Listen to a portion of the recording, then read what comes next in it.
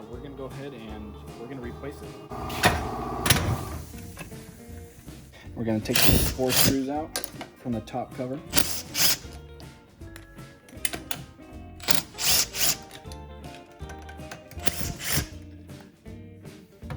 like that. And here's the gasket. As you see, we're broken right here, so it's releasing the air pressure going through here. So we're gonna remove that gasket. Got a new gasket here. We're gonna open up. We're gonna place it back on the gun, just like that. Make sure it's center. Put the bolts in back into the top cover. Make sure they're not stripped. And then we don't want to tighten every single bolt all the way until we get all the bolts kind of tightened.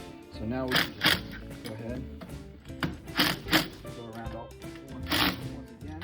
So I'm gonna check the gun real quick, make sure it's not leaking. And it looks like it's good. No air leaks coming out. So gasket was replaced. If you guys want to know where to buy this gasket, go ahead and look at the link down below. I should have one